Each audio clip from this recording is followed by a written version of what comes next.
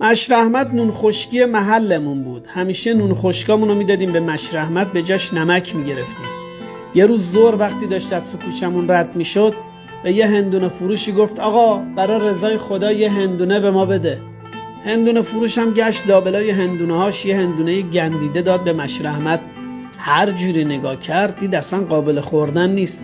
دست کرد تو جیبش، هرچی پول داشت داد به هندونه فروش و گفت آقا حالا یه هندونه خوب بهم بده به اندازه پولم.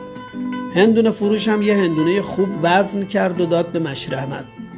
مشر احمد هر دوتا هندونه رو گرفت تو دستش و برد بالا، گفت خدایا ببین بنده ها تو، این هندونه خرابه رو به خاطر رضای تو به من داده، این هندونه خوبه رو به خاطر پول.